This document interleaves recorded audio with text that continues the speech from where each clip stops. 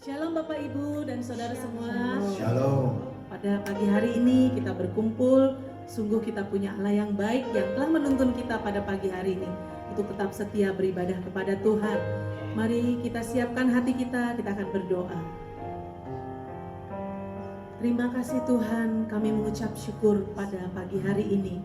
Kami boleh hadir di tempat ini dengan kesehatan yang berasal daripada Tuhan, dengan kekuatan yang berasal daripada Tuhan. Selama seminggu ini Engkau selalu menyertai kami, memberikan kami kesanggupan, menuntun kami tiap-tiap hari ya Tuhan. Terima kasih Roh Kudus, terima kasih Tuhan yang baik. Pada pagi hari ini kami datang beribadah kepada Engkau. Engkau sungguh Allah yang baik. Terima kasih Tuhan. Haleluya.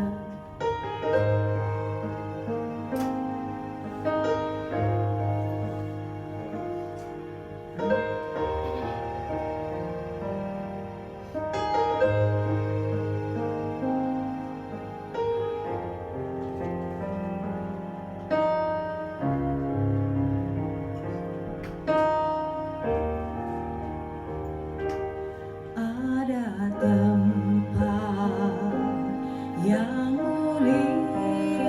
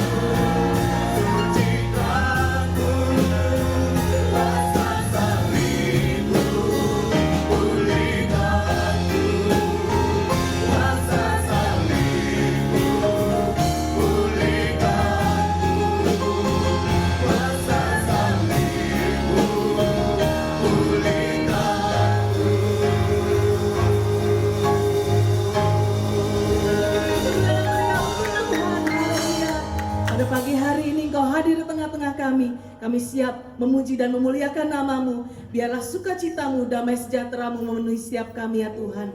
Haleluya, amin. Shalom Bapak Ibu. Shalom. Sehat? Amin. Haleluya, puji Tuhan. Kita percaya pada pagi hari ini Tuhan memberikan kita kesehatan, Tuhan memberikan kita kekuatan untuk datang dengan setia datang kepada Tuhan. Mari saya undang Bapak Ibu untuk bangkit berdiri. Kita punya Allah yang besar, Allah yang menaklukkan segala sesuatu.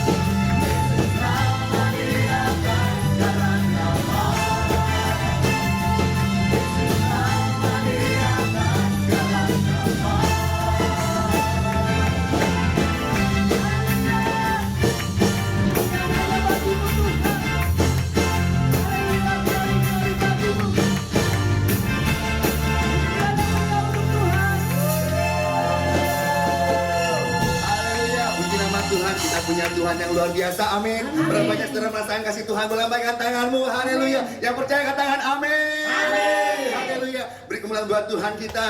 Kita mengatakan kepada Tuhan, denganmu Tuhan, haleluya. Mari jemaat Tuhan, kita bersorak-sorak. Haleluya.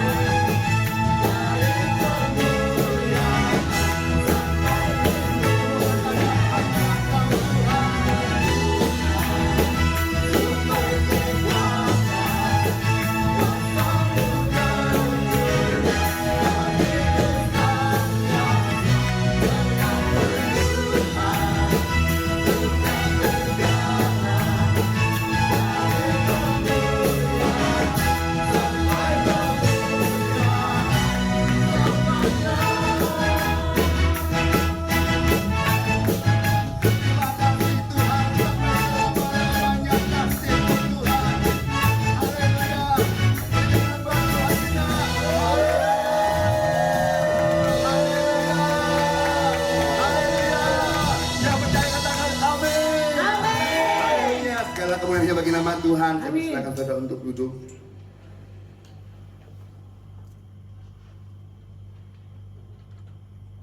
Kami masuk dalam hadirat-Mu Tuhan.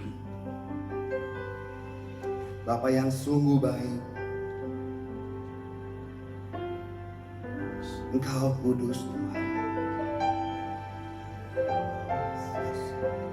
Engkau layak Tuhan. Pagi hari ini Tuhan kami datang kepadamu Tuhan. Kami membawa hati kami Tuhan.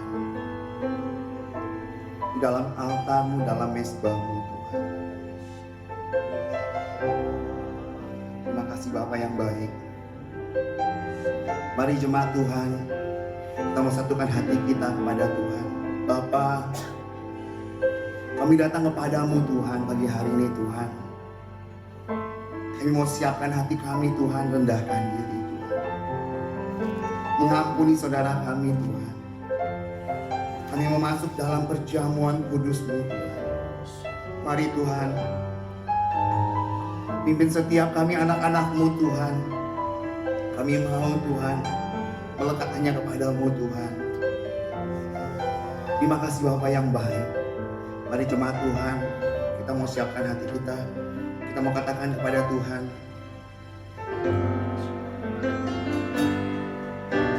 satu dalam roh-Mu, satu dalam firman-Mu, satu dalam kasih-Mu, kasih Tuhan, tubuh dan darah-Mu yang menyatukan aku dengan Tuhan di surga, Yesus Kristus. Kita mau katakan dari hati kita, satu dalam roh-Mu, satu dalam firman-Mu, satu dalam kasih-Mu, kasih Tuhan, tubuh dan darah-Mu yang menyatukan aku dengan Tuhan di surga, Yesus Kristus. Siapkan hatiku, rendahkan diri, ampuni saudaraku dengan kasih. Perjamuan kudus-Mu, satukan kami dengan Tuhan di surga, Yesus. Kusiapkan hatiku, rendahkan diri, ampuni saudaraku dengan kasih. Perjamuan kudus-Mu, satukan kami dengan Tuhan di surga, Yesus Kristus. Mari jemaat Tuhan, kita mau katakan kepada Tuhan, satu dalam roh-Mu, satu dalam firman-Mu, satu dalam kasih-Mu, kasih Tuhan, tubuh dan darah-Mu yang menyatukan aku dengan Tuhan di surga. Kita mau katakan lagu ini dari awal. Satu dalam roh-Mu,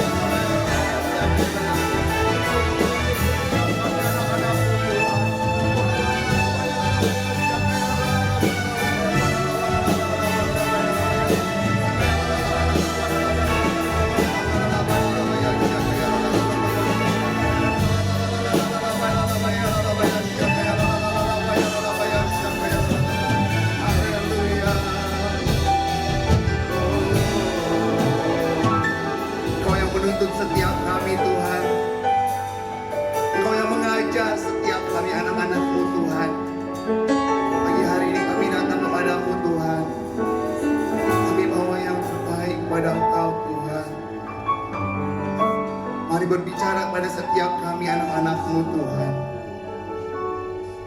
Ini adalah waktu-Mu Tuhan. Bekerja dalam kehidupan kami Tuhan. Engkau yang mengajar setiap kami Tuhan. Engkau yang menuntun setiap langkah kehidupan kami Tuhan. Engkau yang tahu Tuhan setiap isi hati kami Tuhan.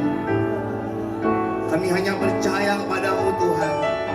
Hanya memandang kepadamu Tuhan, sumber dari segala-galanya Tuhan. Haleluya, haleluya. Kami bersyukur Tuhan buat pagi hari ini Tuhan. Mari lawan setiap kami anak-anak-Mu Tuhan. Mari tengadahkan kedua tangan-Mu. Ya lalabalabalaba ya syaka ya lalabalabalaba. Biar impartasi Roh Kudus boleh mengalir dalam kehidupan kita. Terus menerus menjamah kehidupan kita. Menjamah setiap kami Tuhan. Kau mengajar setiap kami.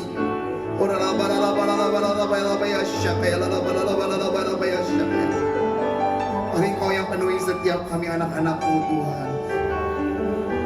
Mengalir memenuhi setiap kami anak-anak-Mu Tuhan.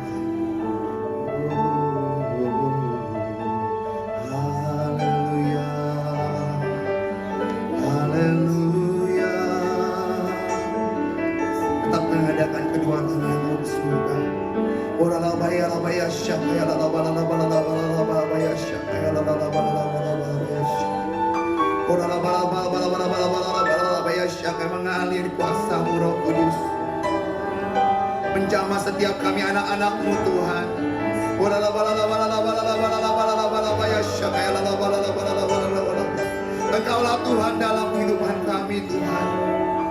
Engkau berkuasa, Engkau berdaulat dalam hidup kami Tuhan. Engkau sanggup memulihkan bahkan membangkitkan setiap kami Tuhan, anak-anak-Mu dari keterpurukan.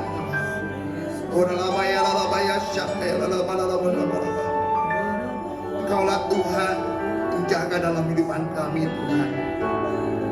Terima kasih Bapa yang baik. Terima kasih Bapa yang baik.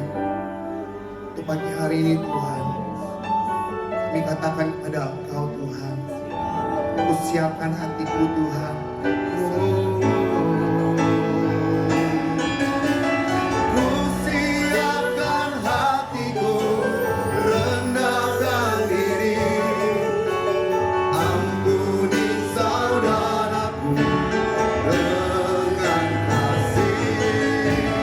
Perjamuan kudus-Mu satukan kami.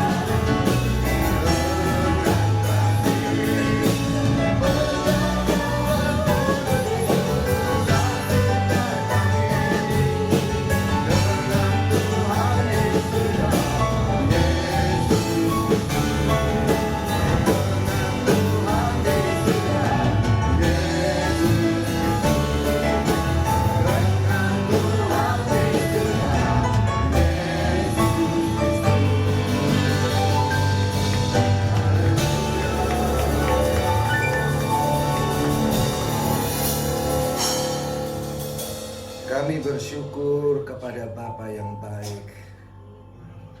Bapa segala roh, segala sesuatu berasal daripada Tuhan. Dan kami tahu, kami harus mengembalikan semua yang ada pada kami kepada Tuhan. Berfirmanlah Engkau kepada kami ya Tuhan, nyatakan isi hati-Mu kepada kami. Kami mau mendengarkannya. Di dalam nama Tuhan Yesus Kristus, kami sudah berdoa. Haleluya. Amin. Shalom. Saudara-saudara, pada pagi hari ini pengalaman kehidupan kita itu membuat Tuhan dimuliakan. Kalau saudara dan saya sedang dan selalu berjalan dengan Tuhan, maka saudara pasti mempunyai pengalaman berjalan bersama dengan Tuhan. Saudara-saudara, selama kita berjalan dengan Tuhan, pasti kita punya pengalaman. Amin, saudara.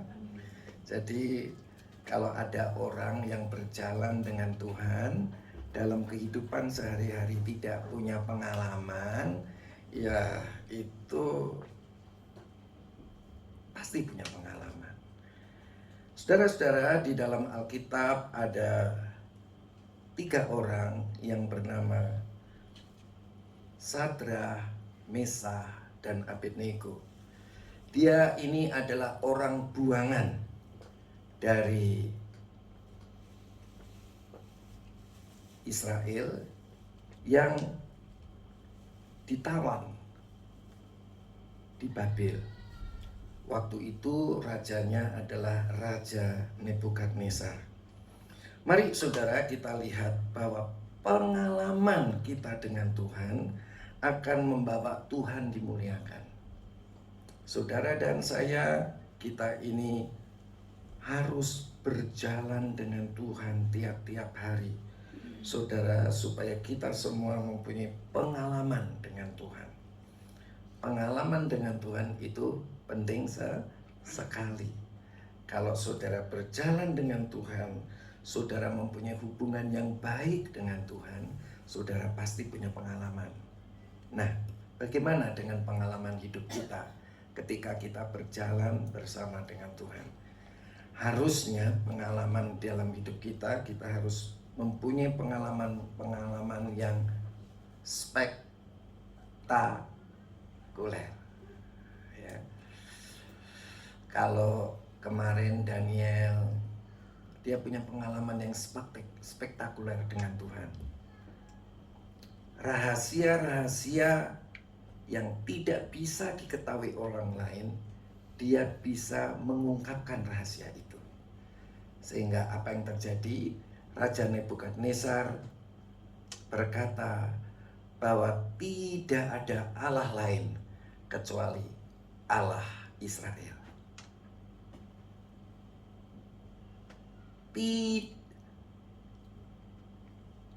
Tidak ada raja yang manapun juga yang bisa melampaui Allah Israel.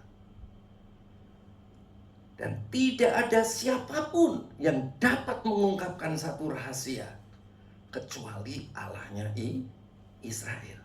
Ya. Jadi saudara-saudara, itu pengalaman Daniel. Yaitu Daniel bisa mengungkapkan rahasia mengenai mimpi Nebukadnezar yang tidak diceritakan.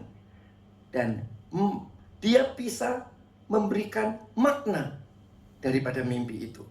Jadi dia katakan, memang Allahmu adalah Allah yang luar biasa, melebihi Allah-Allah lain, melebihi raja-raja lain, dan tidak ada seorang pun yang bisa mengungkapkannya kecuali Allahmu.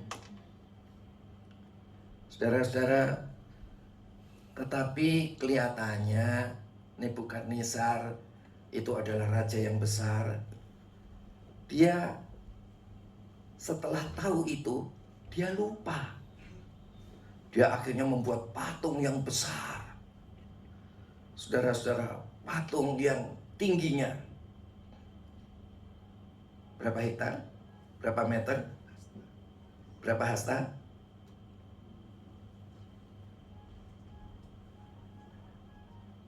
Berapa saudara tingginya? Bisa dibantu saya? Ayo kita lihat.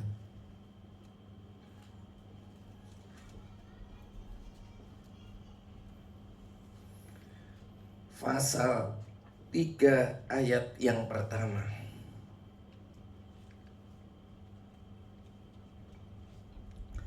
Raja Nebukadnezar membuat sebuah patung emas yang tingginya 60 hasta dan lebarnya 6 hasta. Ya, saudara-saudara, dia buat patung. Patungnya siapa, saudara? Patung dirinya sendiri.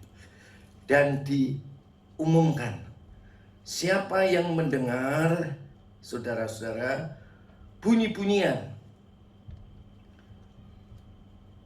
bunyi sangkakala, bunyi seruling, bunyi kecapi, bunyi rebab, bunyi gambus, bunyi serdam, dan segala jenis bunyi-bunyian, semua orang harus sujud menyembah kepada patung itu.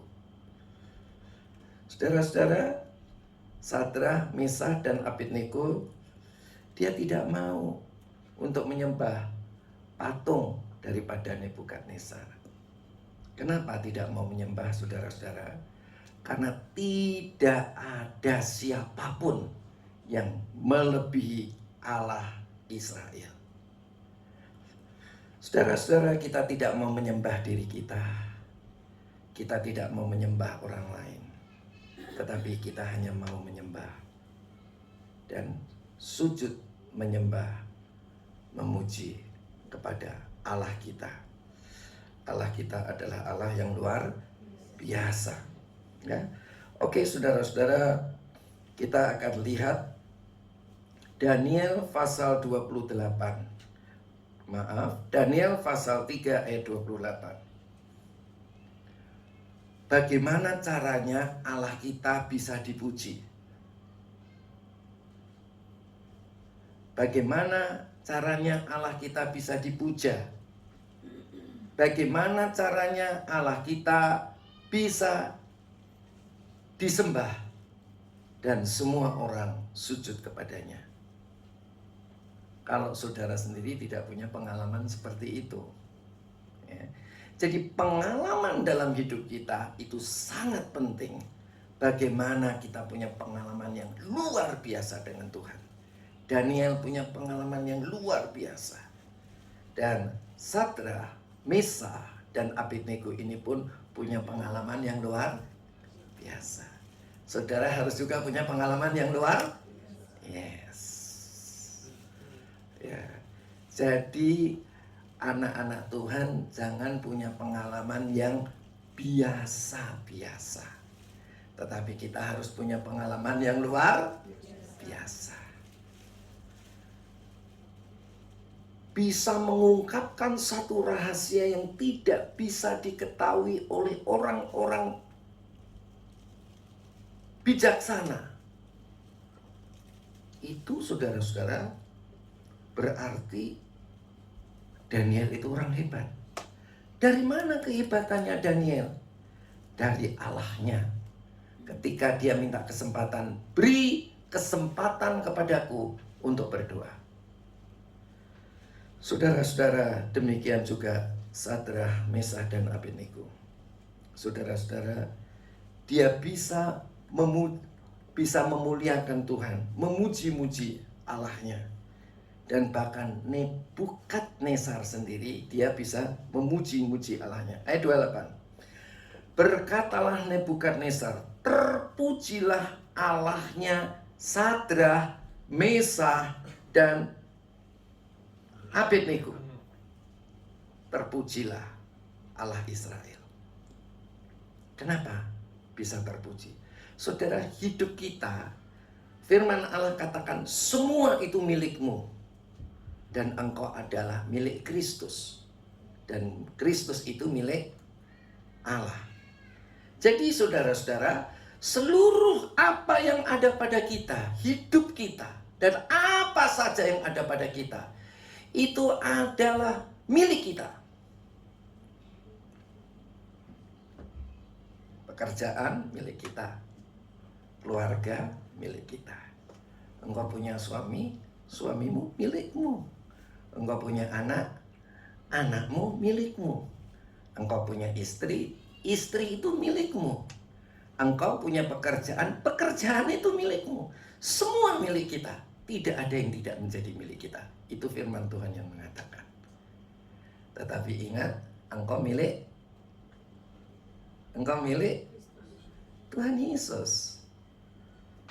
Jadi, apapun yang ada pada kita, bahkan diri kita ini, semua adalah milik kita. Tetapi kita ini adalah milik Tuhan Yesus. Keren. Amin. Jadi kita ini milik Tuhan Yesus. Dan Tuhan Yesus milik Bapa di surga. Jadi saudara-saudara, kita harus memuliakan Tuhan. Kenapa? Karena kita milik Tuhan. Dan semua yang ada pada kita milik kita. Tapi kita milik Tuhan. Haleluya ya. Jadi tidak ada seorang pun kalau dia tidak diberkati. Pasti semua anak Tuhan diberkati. Nggak ada anak Tuhan yang nggak diberkati. Nggak ada anak Tuhan yang pekerjaannya tidak diberkati. Tidak ada anak Tuhan yang rumah tangganya berantakan. Saudara dan saya harus tahu dengan pasti bahwa semua milik kita, baik hidup maupun mati, baik sekarang, dahulu, dan yang akan datang, semua milik kita. Tidak ada yang tidak menjadi milik kita. Saudara pilih cerai, ya itu milikmu. Saudara ingin tetap utuh, itu milikmu. Saudara ingin mati, itu milikmu. Saudara ingin tetap hidup, itu milikmu. Saudara ingin bangkrut, itu milikmu. Saudara ingin laba yang besar, itu juga milikmu. Jadi semua milik kita. Tetapi saudara-saudara ingat, kita mesti pilih yang baik. Amin. Jangan pilih yang gak baik. Saudara mau menyembah setan, itu milikmu. Saudara mau menyembah Tuhan, itu juga milikmu. Semua milik kita. Tidak ada yang bukan milik kita. Semua milik kita. Tetapi kita selalu memilih yang baik. Dan semua yang ada pada kita, bahkan hidup kita pun, kita kembalikan menjadi milik Tuhan Yesus. Dan Tuhan Yesus milik Bapa yang di surga. Mulai paham ya saudara ya. Saudara tidak diminta apa yang tidak ada pada kita. Tetapi yang diminta oleh Tuhan apa yang ada pada kita. Yang ada padamu itu diminta Tuhan. Nah, pilihlah yang baik. Perjuangkan. Semua milikmu. Dan kemudian kembalikan itu semua untuk Tuhan. Ada nggak yang di sini pikirannya? Wah, saya pengen kaya. Setelah saya kaya bisa senang-senang. Ada nggak yang begitu? Ada nggak? Itu yang nggak boleh. Wah, saya pengen kawin. Nah, kawin aku mau senang-senang. Ada nggak di sini? Harusnya nggak ada. Wah, saya kepengen lulus. Kalau lulus sama hura-hura. Ada nggak di sini? Mestinya nggak ada. Karena Kristus telah mati bagi semua orang. Dan semua yang hidup bukan hidup untuk dirinya sendiri. Tetapi semua yang hidup untuk Tuhan. Itu kunci-kunci orang diberkati. Ya. Kunci orang diberkati adalah dia telah mati bersama Kristus. Dan dia hidup bersama Kristus. Tapi kalau saudara masih pengen cari untung untuk diri sendiri, bukan untuk Tuhan, jangan harap untuk diberkati. Ya. Karena ketika engkau berbuat seperti tadi, iman itu akan timbul. Tahu iman? Keyakinan itu akan timbul. nah aku pasti diberkati. Apa saja yang aku lakukan pasti diberkati Tuhan. Perjalananku berhasil dan beruntung. Itu otomatis. Iman itu bukan iman kita, tetapi iman itu adalah anugerah, karunia, pemberian, hadiah yang diberikan oleh Tuhan kepada kita. Jadi kalau saudara kepengen punya iman, saudara ingat baik-baik. Kita bukan hidup untuk kepentingan kita, tapi kita hidup untuk kepentingan Tuhan. Ini yang mesti dimengerti. Kenapa kita mengimani tapi tidak beriman-beriman? Udah mengimani ini, tapi nggak timbul iman. Saudara tahu yang namanya iman? Iman itu bukan di sini, tapi iman itu di sini. Ada keyakinan yang keluar dari dalam hatimu. Nah, itu namanya iman. Nah, keyakinan yang di dalam itu mempengaruhi pikiran, perasaan, dan kehendakmu, dan mempengaruhi tingkah laku kita. Kalau saudara beriman, tingkah laku saudara itu akan jadi gesit. Tahu gesit? Gesit?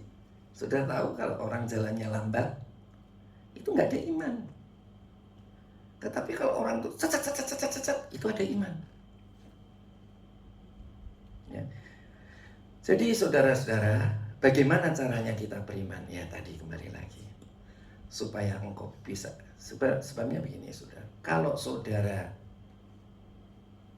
tidak beriman, tidak ada sesuatu pun yang saudara bisa terima.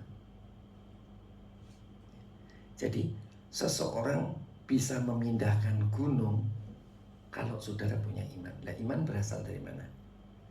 Iman tadi berasal dari Tuhan. Kalau apa? Saudara mati bagi kepentinganmu dan hidup untuk kepentingan Tuhan. Jelaskan ya? Bisa diurutkan? Bisa diruntutkan? Kalau saudara bukan hidup untuk kepentingan Tuhan, jangan harapkan iman. Kalau tidak ada iman, tidak ada sesuatu pun yang akan terjadi dalam hidup kita. Udah jelas kan ya uraiannya? Mari kita baca. Dan apa yang saya uraikan tadi itu adalah betul-betul pengalaman daripada Sadrak, Mesakh, dan Abednego. Benar nggak? Ya, coba kita lihat. Daniel pasal 3 ayat 28. Berkatalah Nebukadnezar, terpujilah Allah Sadrak, Mesakh, dan Abednego. Kenapa Allah dipuji? Karena Sadrak, Mesakh, dan Abednego punya pengalaman berjalan dengan Tuhan. Pengalamannya berjalan dengan Tuhan itu apa, saudara-saudara? Seperti yang saya tadi katakan. Pengalaman berjalan dengan Tuhan itu mati bagi kepentingan sendiri dan hidup untuk Tuhan. Itulah sebabnya kata-kata selanjutnya dalam ayat yang ke-28.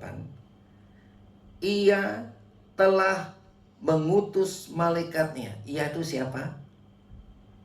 Ia itu siapa? Ia telah mengutus malaikatnya. Ya, Allah Israel. Allahnya Sadrak, Mesakh, dan Abednego. Ya. Kalau saudara mati bagi kepentingan saudara, ya, Tuhan itu akan turun campur tangan dengan apa yang menjadi kebutuhanmu. Tapi kalau enggak, saudara enggak akan punya iman untuk ke situ, dan Allah tidak akan lakukan apa-apa. Saya kasih contoh. Mari kita lihat ayat yang pasal 3 ayat yang ke-15. Nih, lihat ini. Dia itu betul-betul punya iman. Kenapa punya iman? Nah ya tadi, karena hidupnya mati bagi kepentingannya sendiri dan hidup untuk Tuhan. Jadi dia punya iman. Kalau saudara tidak mati bagi kepentingan saudara dan hidup untuk kepentingan Tuhan, saudara nggak punya iman. Ayat 15. Sekarang jika kamu bersedia dan demi kamu mendengar bunyi sangkakala, itu titah daripada Nebukadnezar, karena dilihatnya Nebukadnezar itu tidak menyembah patung tadi. Sekarang jika kamu bersedia demi kamu mendengar bunyi sangkakala, seruling, kecapi, rebab, gambus, serdam, dan berbagai-bagai jenis bunyi puji-pujian, sujudlah menyembah patung yang kubuat itu. Tetapi jika kamu tidak menyembah, kamu akan dicampakkan ketika itu juga ke dalam perapian yang menyala-nyala. Terus, apa yang dikatakan Nebukadnezar? Nebukadnezar ini, saudara-saudara, suka lupa. Padahal sebelumnya dibilang apa? Tidak ada Allah seperti Allahmu. Tidak ada raja seperti Allahmu. Tetapi dia lupa, saudara-saudara. Dia bilang begini, lanjutannya. Dan dewa manakah yang dapat melepaskan kamu dari tanganku? Padahal sebelumnya tidak ada Allah lain seperti Allahmu. Sekarang dia bilang, dewa manakah yang dapat melepaskan engkau dari dalam tanganku? Nah, karena Sadrak, Mesak, dan Abednego itu dengar sendiri omongannya. Siapa namanya? Nebukadnezar sebelumnya. Maka ayat 16 dikatakan gitu. Gini.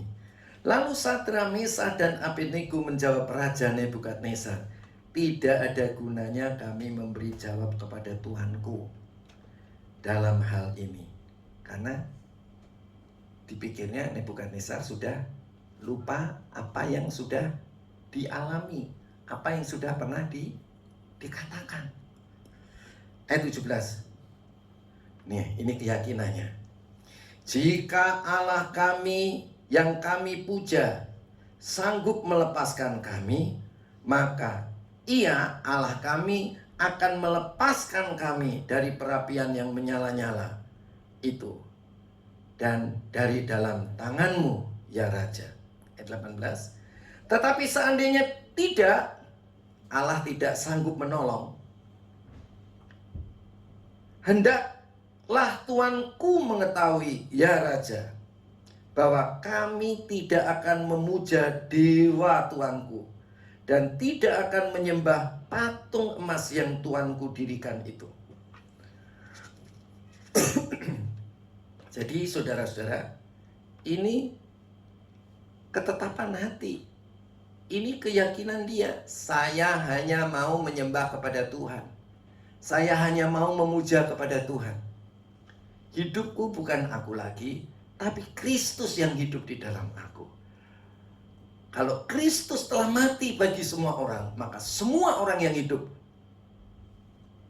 tidak hidup untuk kepentingannya sendiri. Jadi saudara, kalau saudara sekarang masih hidup untuk kepentingannya sendiri, jangan harapkan saudara punya iman. Amin. Amin, betul. Ya, kalau saudara tidak begitu, kalau saudara punya keluarga pecah, akan tetap pecah.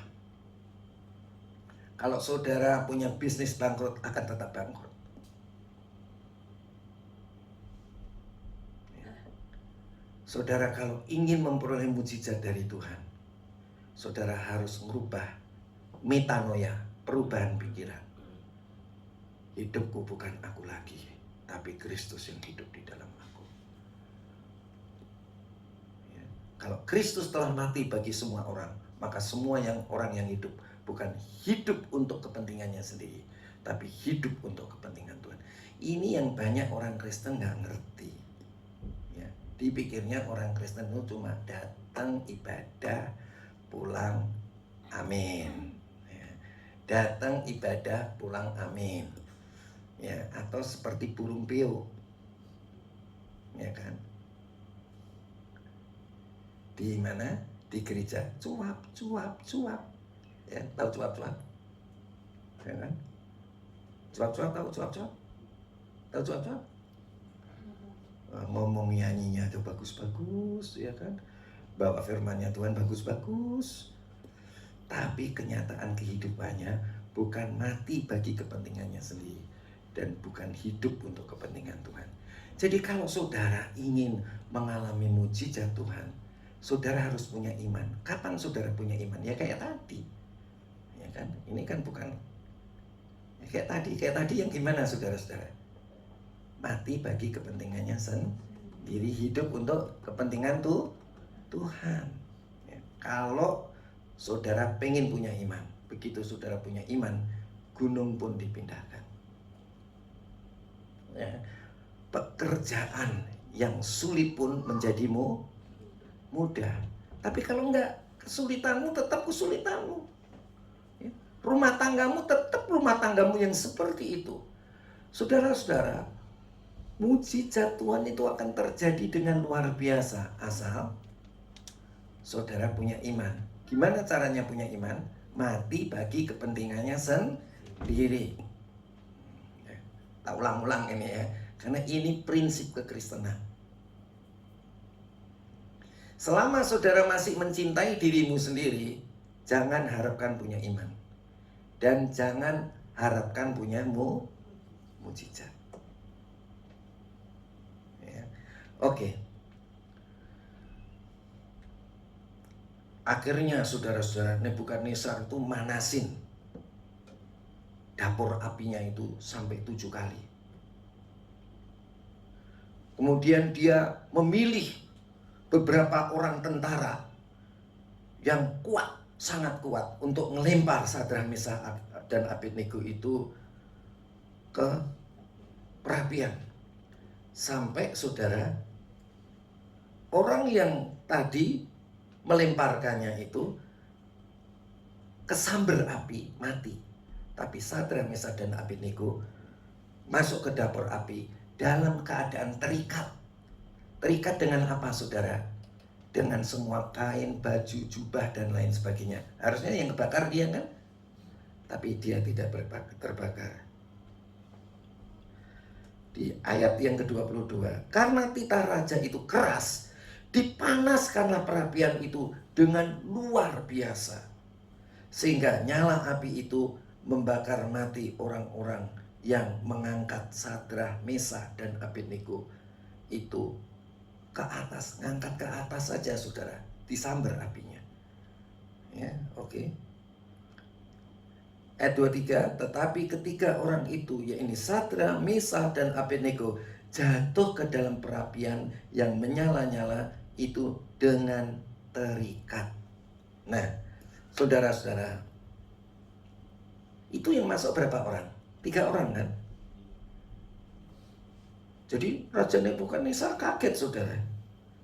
Pada ayat yang ke-25 katanya, tetapi ada 4 orang, kulihat berjalan-jalan dengan bebas di tengah-tengah api itu. Mereka tidak terluka.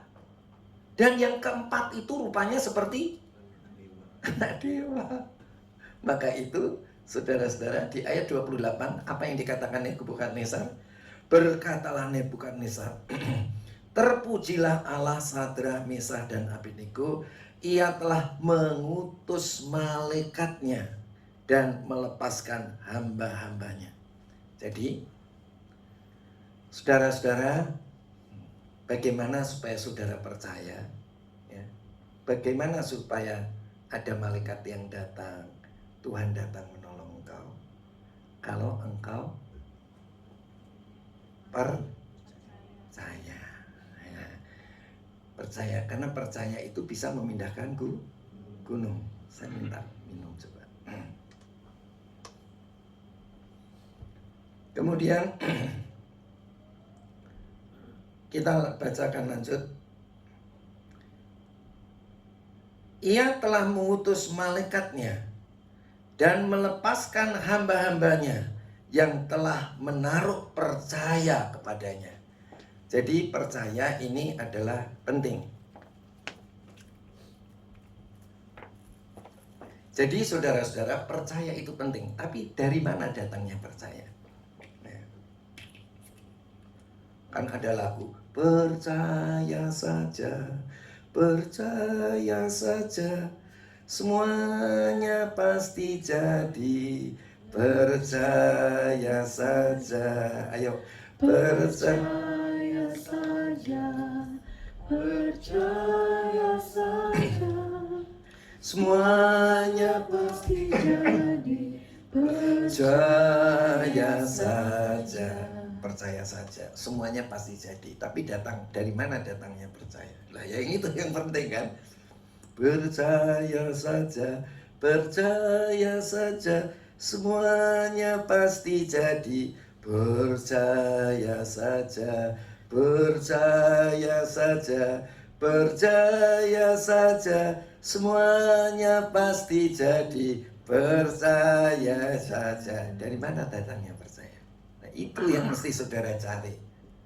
Datangnya percaya itu kalau saudara sudah mati bersama Kristus dan hidup bersama Kristus.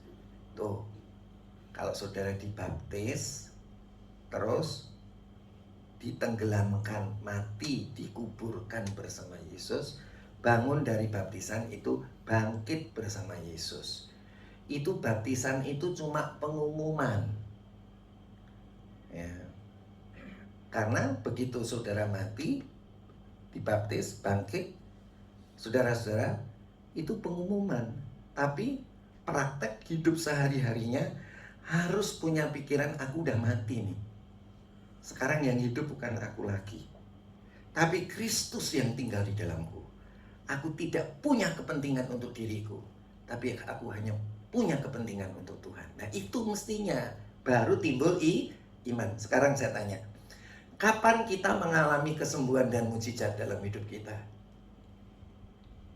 Ketika kamu cinta mula-mula kan terima Yesus, ada mujizat, ada kesembuhan. Setiap ibadah kita merasakan aliran urapan Tuhan. Lihat, kapan saudara begitu? Karena waktu itu kamu cinta mula-mula. Hidupku bukan aku lagi, tapi Kristus di dalam aku yang hidup. Kalau sekarang? Kalau sekarang? Halo? Ya kan? Tuhan biar Tuhan, aku biar aku. Ya, maka itu nggak ada iman. Ya, itu saudara. Nah, kita lihat coba.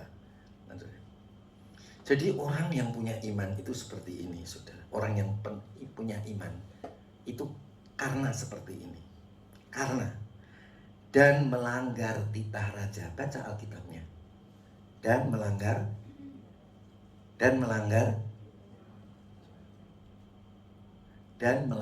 titah raja. Loh, ya kan? Ya kan? Dan melanggar titah raja. Maksudnya, kalau kita itu kerja tapi tidak ada kesempatan untuk bisa melayani, doa. Jangan bos kita ditinju. Doa supaya apa? Tuhan, carikan aku tempat kerja di mana aku bisa melayani Engkau. Ya, sampai di sini bisa nangkep apa yang saya katakan? Halo? Ya, tapi kalau sudah punya suami, jangan bilang, Tuhan, berikan aku suami lagi supaya aku bisa. Wah, itu sesat itu, ya kan? Ya, jadi kita harus berdoa, ya, berdoa kepada Tuhan. Ya, kita harus sungguh-sungguh berdoa, karena hidup kita bukan untuk kepentingan kita, tetapi hidup kita untuk kepentingan Tuhan, supaya kita punya iman dan gunung-gunung pun dipindahkan. Ada malaikat yang datang seperti anak dewa, yang kita dapat berjalan di api yang menyala-nyala, yang dipanaskan sampai 7 kali. Yang ngangkat kita, yang nyemplungin aja mati. Tapi kita tetap selamat karena ada Tuhan bersama-sama dengan kita. Saudara bisa nangkep apa yang saya katakan? Amin. Ya. Jadi itu konsep kekristenan. Ya, itu konsep kekristenan. Kalau saudara tidak begitu, jangan mau dibaptis. Ya, artinya saudara tidak mau mati mati untuk kepentingan sendiri dan tidak mau hidup untuk kepentingan Tuhan.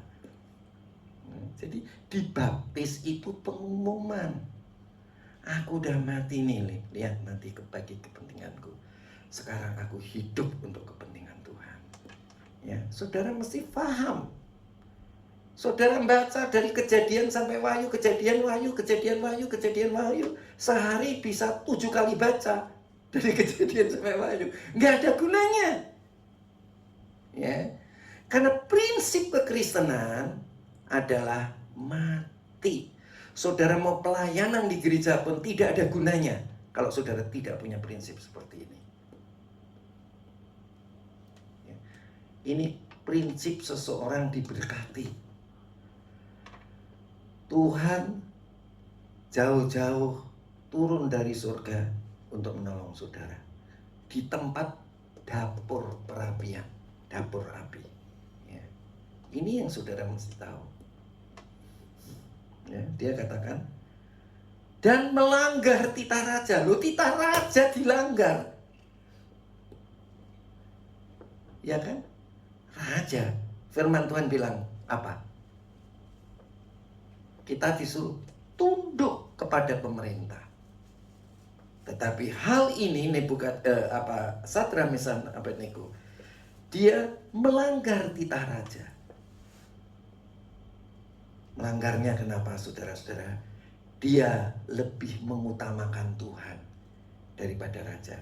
Tunduk tetap tunduk. Tunduk itu hormat, tapi taat kepada Tuhan. Ya. Karena hidupku bukan aku lagi, tapi Kristus yang hidup di dalam aku. Jadi bukan aku lagi. Ya. Kita ini udah bukan kita. Kita ini adalah Tuhan yang hidup di dalam kita. Jadi seluruh kepentingan kita bukan untuk kepentingan kita. Ya. Jadi seluruh kepentingan kita bukan untuk kepentingan kita. Bisa nangkep nggak? Ya. Bisa nangkep nggak, saudara? Ya. Seluruh kepentingan kita bukan untuk kepentingan kita. Maka itu, saudara, kalau saudara ditabok orang, gak bales. Kenapa? Kalau kepentingan kita kan bales. Kurang ajar loh. Ya kan?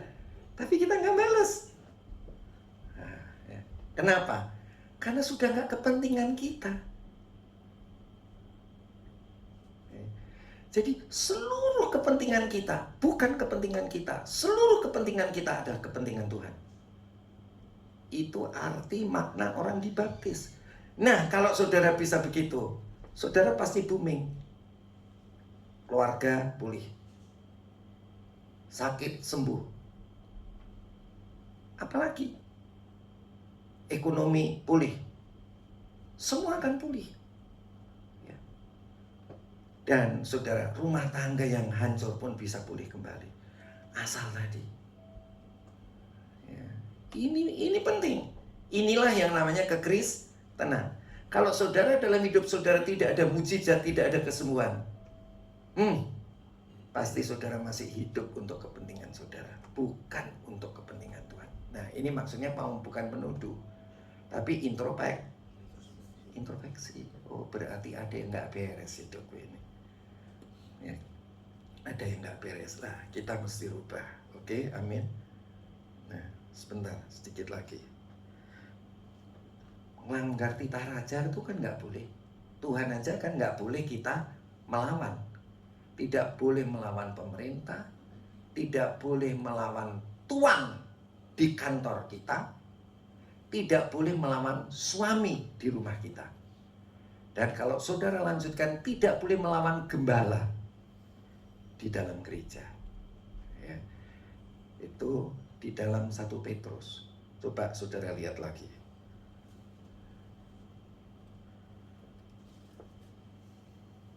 Di dalam 1 Petrus. Coba urut saudara.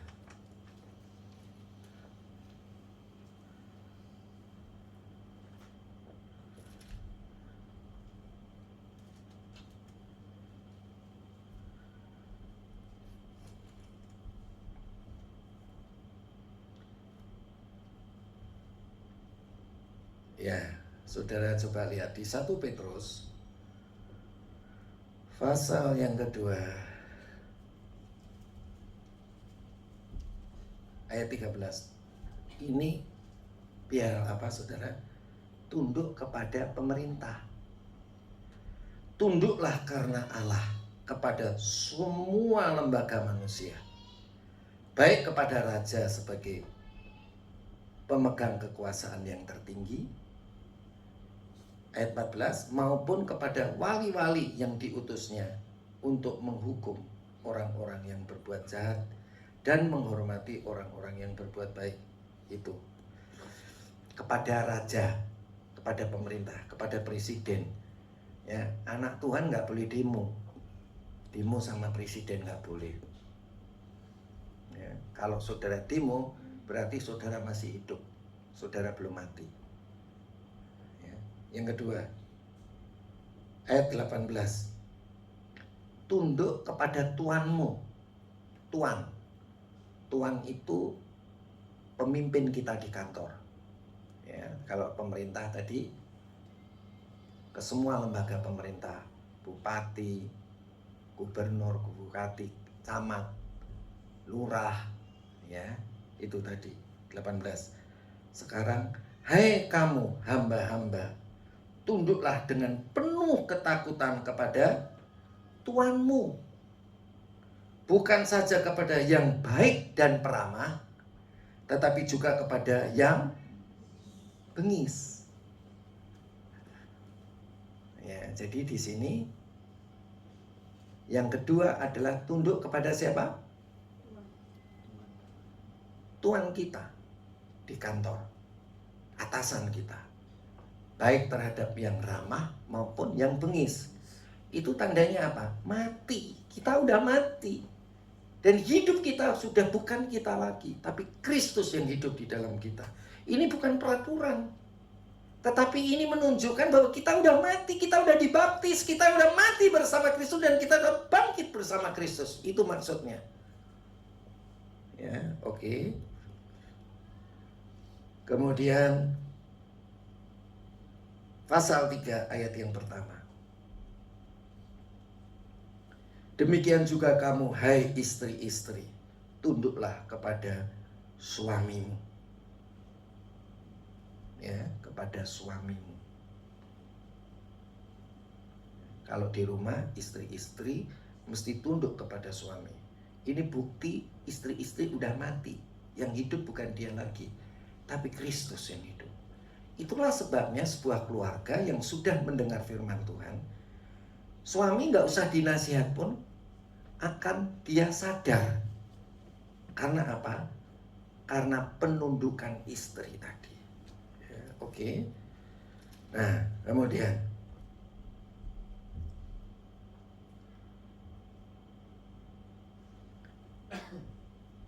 kita lihat yang keempat dikatakan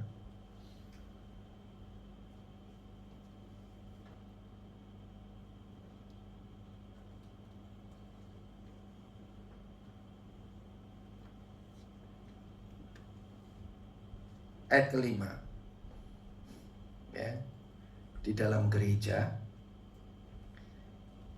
pasal 5 ayat yang ke-5, 1 Petrus pasal 5 ayat ke-5.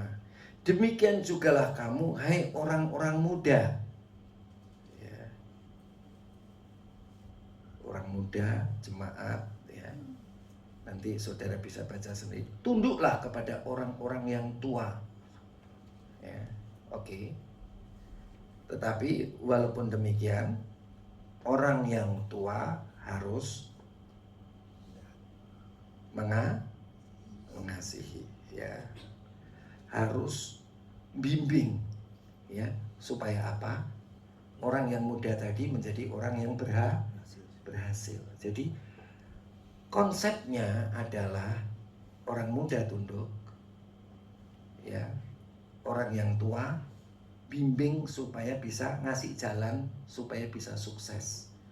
Ya, betul? Kalau saudara di rumah begitu juga kan? Kan orang tua mikirin gimana anaknya sukses kan?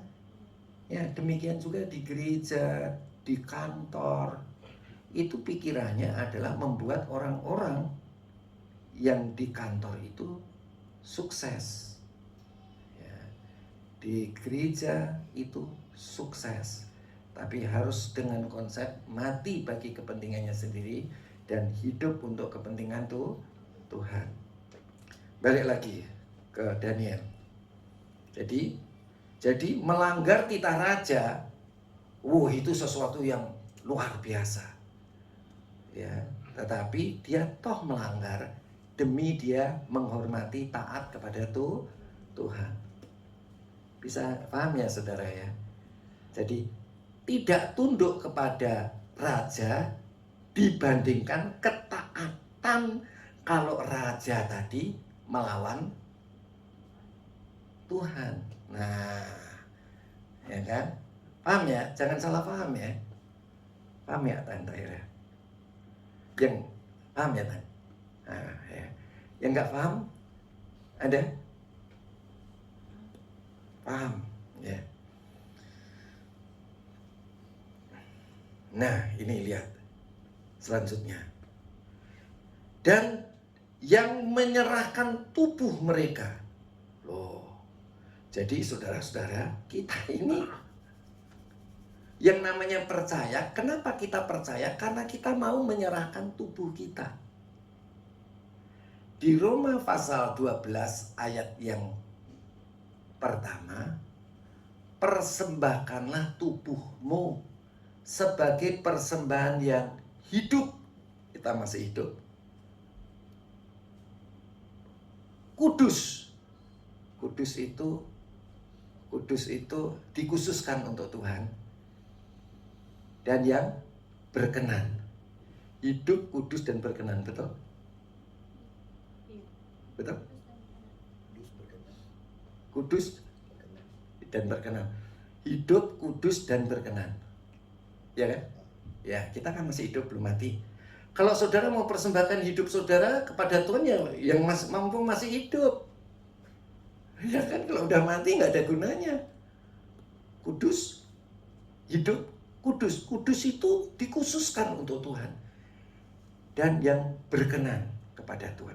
Jadi hidup kita ini harus tubuh kita ini harus dipersembahkan kepada Tuhan. Kudus. Khusus untuk Tuhan. Kudus itu khusus. Beda dengan yang lain. Khusus. Jadi saudara, bagaimana kita punya iman kalau kita menyerahkan tubuh kita ini khusus untuk Tuhan, mati bagi kita, kepentingan kita sendiri, dan hidup untuk kepentingan itu khusus, kudus. Oke. Karena mereka tidak mau memuja dan menyembah Allah manapun kecuali Allah mereka. Jadi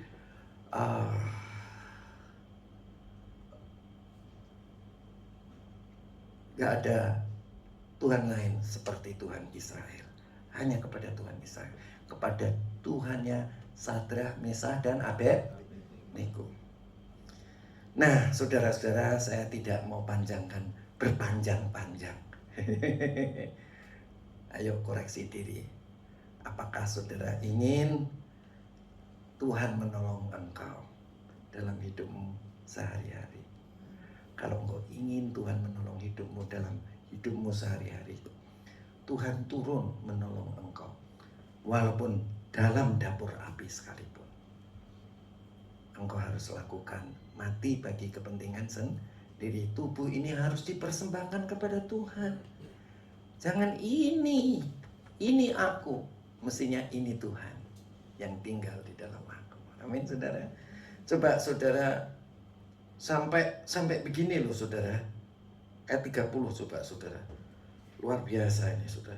Sebab itu aku mengeluarkan perintah bahwa setiap orang dari bangsa, suku bangsa, atau bahasa manapun, ia yang mengucapkan penghinaan terhadap Allahnya Sadrah, Mesah, dan Abednego, Allahnya Israel, akan dipenggal-penggal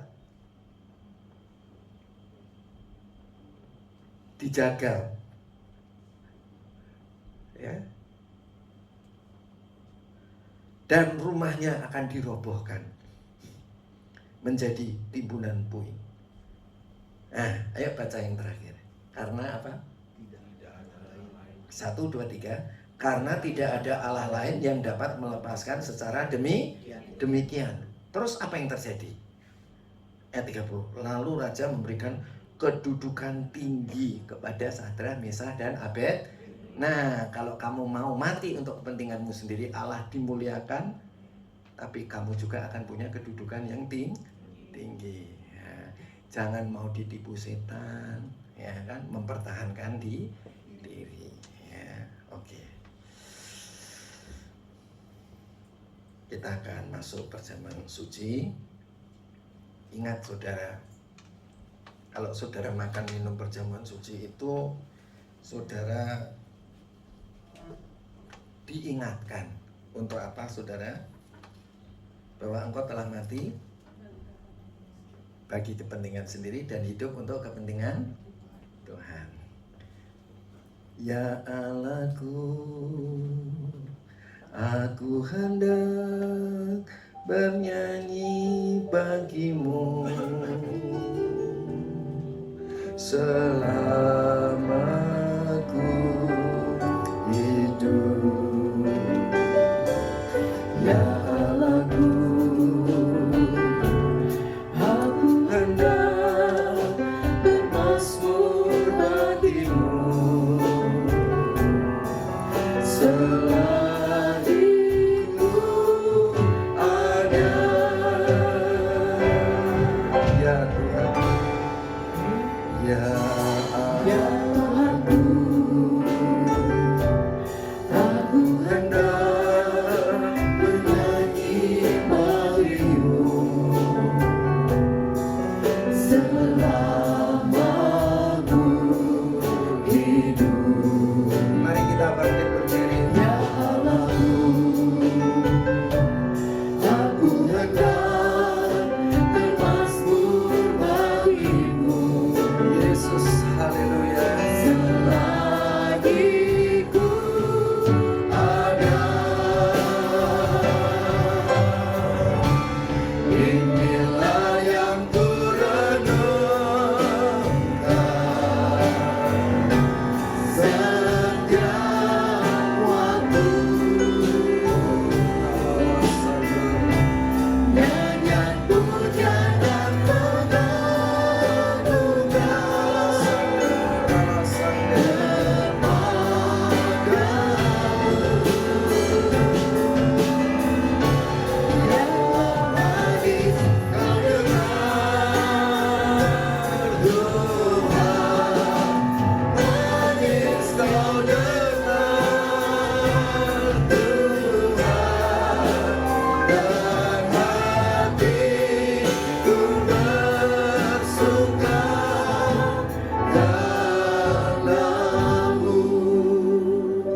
ketika engkau mengambil keputusan mati untuk kepentinganmu dan hidup untuk kepentinganmu, untuk kepentingan Tuhan, engkau boleh rasakan hadirat Tuhan. Pada pagi hari ini kita boleh menikmati Tuhan. Angkat kedua tanganmu. Tuhan, kami ada di sini.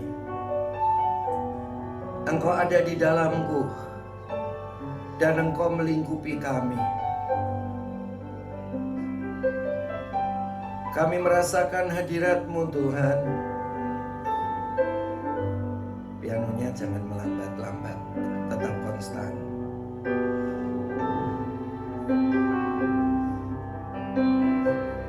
Angkat kedua tanganmu. Engkau telah dengar firman Tuhan. Apa yang harus kita lakukan? Mati bagi kepentingan diri sendiri dan hidup untuk kepentingan Tuhan, supaya engkau punya iman, dan iman itu memindahkan gunung. Ada pertolongan Tuhan dalam hidupmu. sehingga semua orang dapat melihat bagaimana Allah menolong engkau. Dan Allah dimuliakan, Allah ditinggikan, karena engkau dan aku punya pengalaman yang berasal dari iman. Karena keputusan kita hidup untuk kepentingan Tuhan, bukan hidup untuk kepentingan diri sendiri. Saya rasakan ada hadirat Allah di tempat ini. Ada banyak orang yang mengambil keputusan di tempat ini. Ya Tuhan, aku hidup untuk kepentingan-Mu. Itulah sebabnya hadirat Allah deras di tempat ini. Telentangkan kedua tanganmu ke surga. Nikmati hadiratnya. Kalau kita datang kepada Tuhan, bukan saja mendengar suara Tuhan, tetapi kita bisa merasakan hadiratnya, kehadirannya, suasananya, atmosfernya. Kalau engkau tidak merasakan atau belum merasakan, ambil keputusan seperti apa yang kau dengar dari firman Tuhan. Karena perkataan Tuhan itu ya dan amin. Sebentar lagi kita akan makan dan minum perjamuan kudus. Katakan kepada Tuhan, aku mau merasakan seperti apa yang dirasakan oleh orang-orang Kristen yang lain, Tuhan. Aku mau menikmati seperti yang dinikmati oleh anak-anak Tuhan yang lain, Tuhan. Kalau saudara belum mengambil keputusan hidup untuk Tuhan, firman Tuhan katakan, semua milikmu. Engkau milik Kristus dan Kristus milik Allah. Jangan pilih yang tidak baik, pilihlah yang baik, karena semua milikmu. Ambil keputusan. Jangan pilih kematian, tapi pilih kehidupan.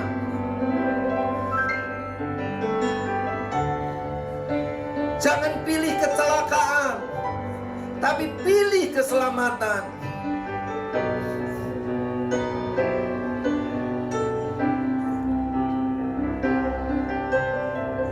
Angkat kedua tanganmu, Tuhan. Di hadirat-Mu aku puas, Tuhan.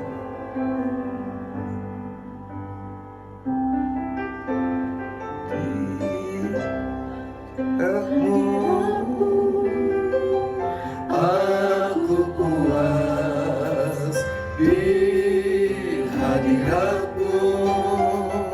Aku bebas. Angkat kedua tanganmu. Angkat kedua tanganmu, akui kehidupanmu. Penyataan kuasa kekuatanmu. Di hadirat-Mu ku datang, persembahkan lagu di hadapan Rajaku. Semua menyanyi di hadirat-Mu. Di hadirat-Mu aku puas. Di hadirat-Mu aku bebas. Di hadirat-Mu ada terang kehidupanmu. Penyataan kuasa kekuatanmu. Di hadirat-Mu ku datang, persembahkan lagu di hadapan Rajaku. Sekali lagi katakan, di hadirat-Mu aku puas. Di hadirat-Mu aku bebas. Di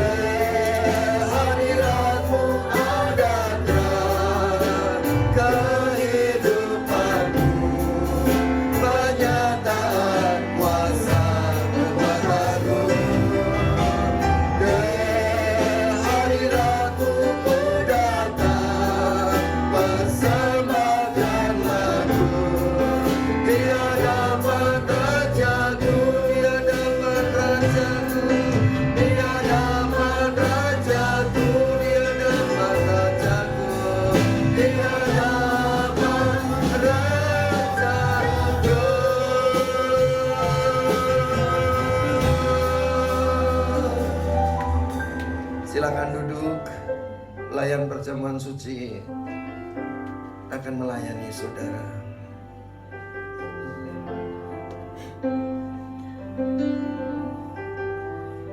Tuhan, tubuh dan darah-Mu tersedia bagi kami. Kami mengikuti jejak Tuhan, mati bagi kepentingan sendiri dan hidup untuk kepentingan Tuhan. Terima kasih untuk tubuh dan darah-Mu. Di dalam nama Tuhan Yesus Kristus. Haleluya. Amin. Inilah tubuh dan darah Tuhan. Ambillah dan bagi-bagikanlah di dalam nama Tuhan Yesus Kristus.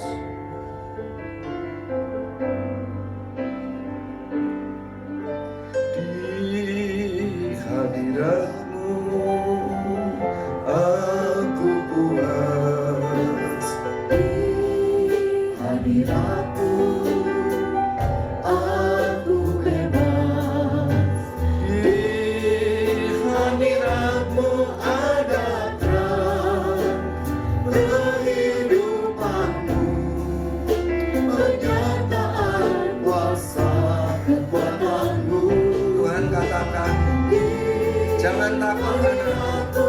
Aku datang persembahkan lagu di hadapan Raja-Ku. Nyanyikan dengan lembut saja. Di hadirat-Mu aku puas. Tuhan katakan, Di jangan takut anakku. aku bebas. Apa yang tidak mungkin bagimu Hadirat-Mu ada adalah mungkin bagiku. kehidupan-Mu. Itu yang dikatakan Tuhan. Pernyataan kuasa kekuatan-Mu.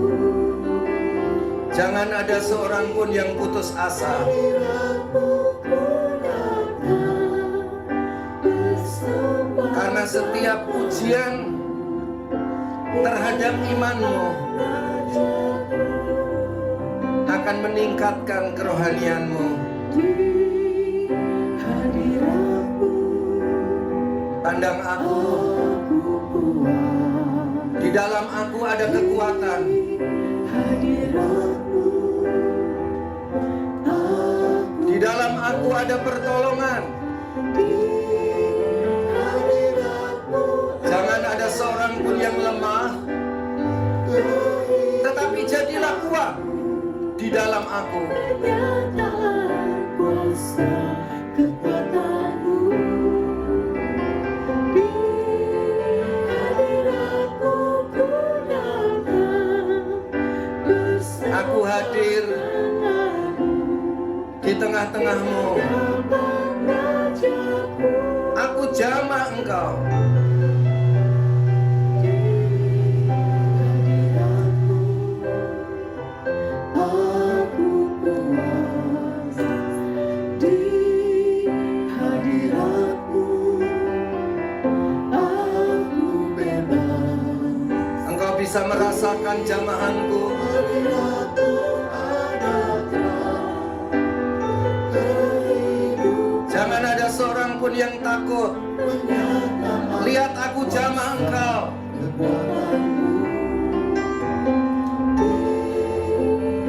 Ambillah keputusanmu pada pagi hari ini. Aku sembuhkan engkau. Aku pulihkan pekerjaanmu. Aku pulihkan rumah tanggamu.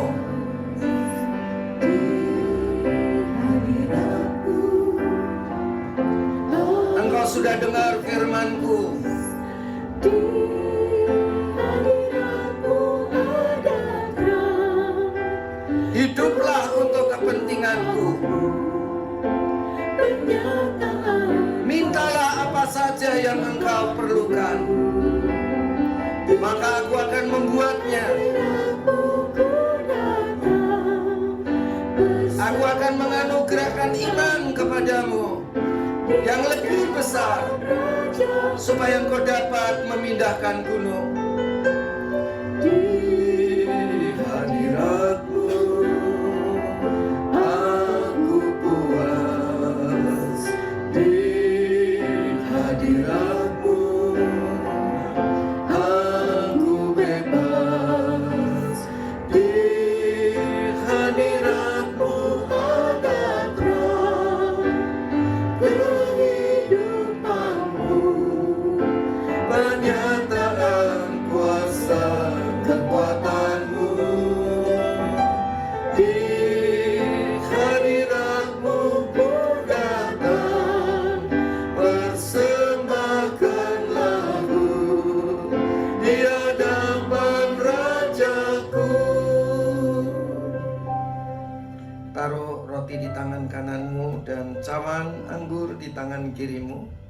Sebab apa yang telah aku teruskan kepadamu telah aku terima dari Tuhan, yaitu bahwa Tuhan Yesus pada malam waktu Ia diserahkan mengambil roti, taruh roti di tangan kanan kita dan angkat tinggi-tinggi.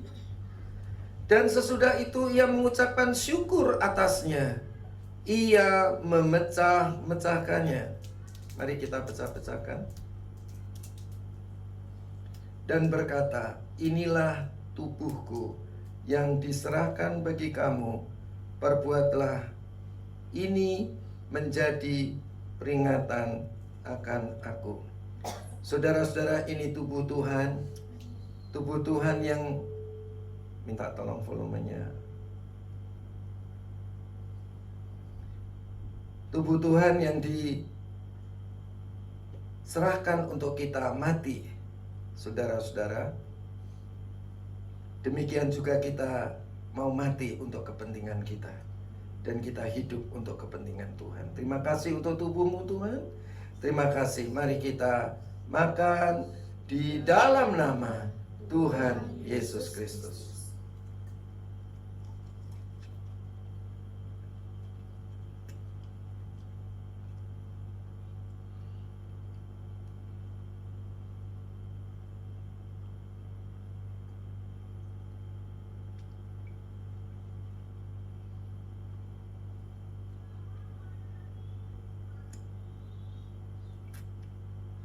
Demikian juga Ia mengambil cawan, taruh cawan di tangan kanan kita dan angkat tinggi-tinggi. Sesudah makan lalu berkata, cawan ini adalah perjanjian baru yang dimeteraikan oleh darahku. Ini darah Yesus.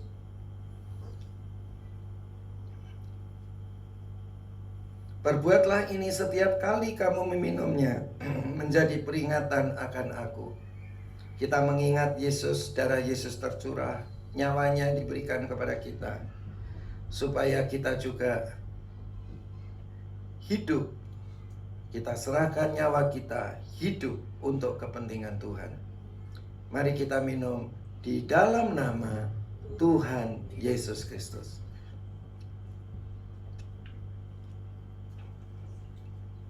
Tak tersembunyi kuasa Allah, kalaulah ditolong, saya juga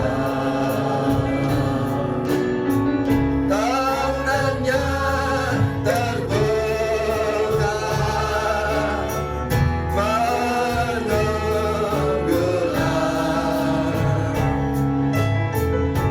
tak tersembunyi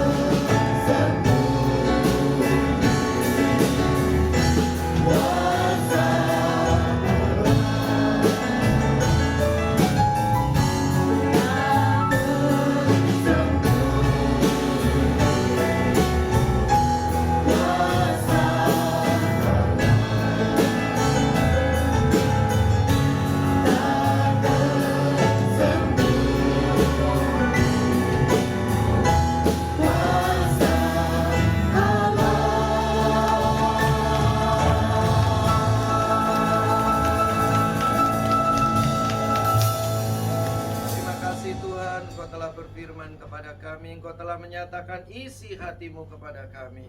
Di dalam nama Tuhan Yesus Kristus kami sudah berdoa. Haleluya. Amin. Silakan duduk. Tuhan Yesus memberkati.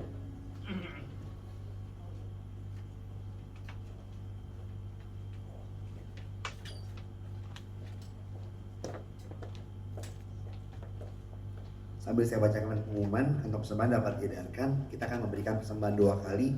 Kantong persembahan berwarna ungu untuk kas gereja dan kantong persembahan berwarna merah untuk kas pembangunan gereja.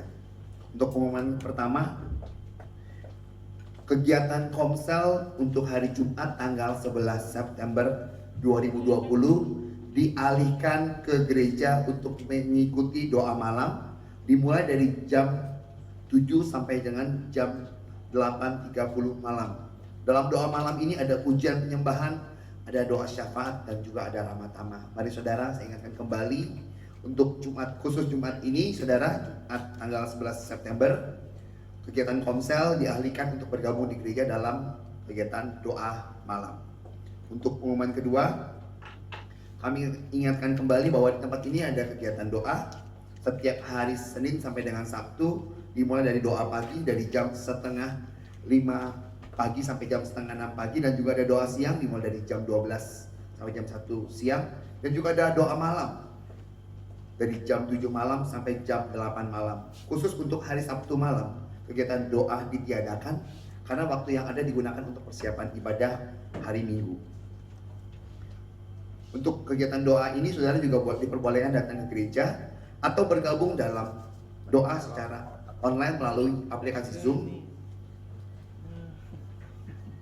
Selanjutnya, untuk ibadah hari Minggu dapat diikuti secara bersamaan atau secara streaming melalui aplikasi Zoom sesuai dengan jam ibadah pada hari Minggu. Untuk pengumuman terakhir juga, jemaat dapat mengikuti rekaman ibadah pada hari Minggu melalui YouTube Brilliant Church. Dan sedikit tambahan saudara, untuk Klasom sudah dibuka, saudara juga bisa bergabung dalam Klasom setiap hari Sabtu dimulai dari jam 7 malam. Untuk informasi lebih lanjut atau untuk pendaftaran dapat menghubungi saudari Mariana. Demikian pengumuman, saya undang saudara untuk bangkit berdiri. Kita akan mengakhiri ibadah pada pagi hari ini. Kita mau angkat tangan kita katakan kepada Tuhan, kami meninggikan Engkau Tuhan, Engkau Raja segala raja dalam kehidupan kami Tuhan. Terima kasih Tuhan. Haleluya.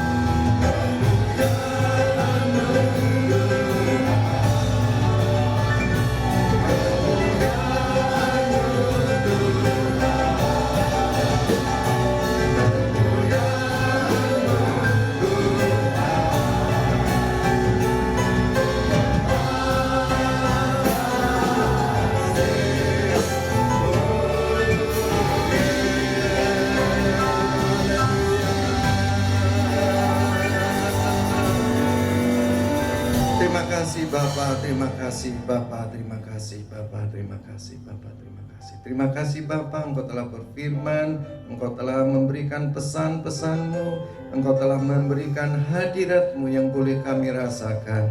Terima kasih Tuhan, terima kasih.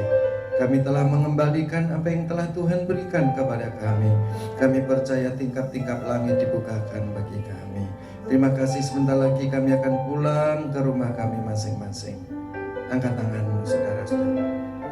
Saudara-saudaraku yang kekasih, pulanglah engkau ke rumahmu masing-masing dengan damai sejahtera dari Allah Bapa, kasih daripada Tuhan Yesus Kristus, dan persekutuan dengan Allah Roh Kudus mulai sekarang sampai selama-lamanya, yaitu di dalam nama Tuhan Yesus Kristus. Amin.